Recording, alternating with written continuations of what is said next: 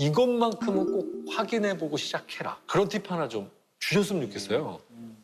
팁 이것만큼은 확인해라. 뭐 사실 플랫폼 같은 경우에는 이제 어느 정도 큰 회사다 보니까 체계를 좀 잡아놓고 사실 뭐 나이 제한도 있고 규정이라는 게 있어서 그나마 좀 난데 다만 일반 대행 회사 사무실 같은 경우에는 너무 천차만별이거든요. 사실. 좋은 곳은 좋고 네, 그렇습니다. 열악한 곳도 네, 열악하고. 그래서 뭐 다는 안 그렇지만 일부 안 좋은 대행사 굉장히 많이 있는 게 또 현실이고 사실이에요. 그래서 뭐 저도 일반 대행 사무실에서부터 일을 시작하게 됐어요.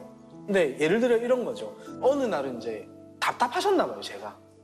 선배가. 네, 선배가.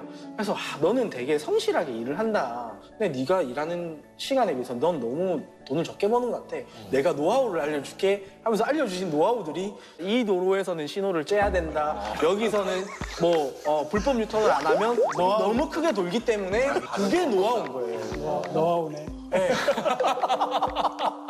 뭐 예를 들어서 돈이 이제 초기 자본이 없으면 당연히 이제 초기 자본이 적게 드는 렌트나 리스를 많이 알아보고 시작을 할 텐데 내가 일을 그만두고 싶을 때도 이제 이걸 반납을 해야 되잖아요. 네네. 반납을 해야 되는데 지정된 수리 업체에서만 이렇게 수리를 할 수 있다라는 규정이 있기 때문에 여기다 가면 돼. 네, 그렇죠. 이런 식이구나. 네, 그런 걸 이제 지정 업체에 갖게 되면 과견적이 나와요. 가져가는데 갑자기 오토바이 수리비로 200만 원을 달래요.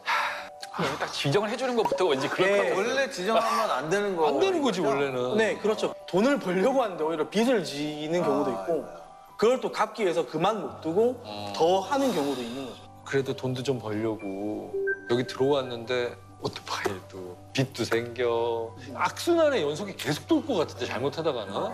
이게 배달 오토바이가 이륜차 면허증이 17살만 지나면 딸 수가 있거든요. 그래서 미성년자들이. 네, 그래서 미성년자들이 돈이 급전이 필요한 친구들이 있을 수 있잖아요.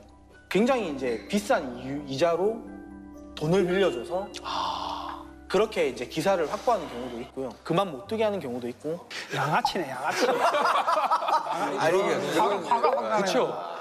업종의 문제가 아니에요. 맞아요. 그건 그 사람의 문제고 그런 사람은 맞아요. 아무리 선진한 데 가서도 그런 짓 해요. 듣다 보니까 저도 화가 나는 게 저희 택배업계도 똑같은 일이 있거든요. 그러니까 작년에도 막 뉴스에 나오고 이랬었는데 알선 업체처럼 해가지고 그렇죠. 택배 기사를 자리를 소개시켜주겠다 이런 게 광고를 올리는 거예요. 근데 가서 이제 계약을 하면은 그 뭐 중고 자격이 예를 들어서 300만 원짜리인데 그 낡은 건데 막 700만 원, 800만 원 산정을 해가지고 번호판 값 명목으로 해가지고 리스트를 때리는 거죠. 그러니까 양아치, 그게 양아치죠.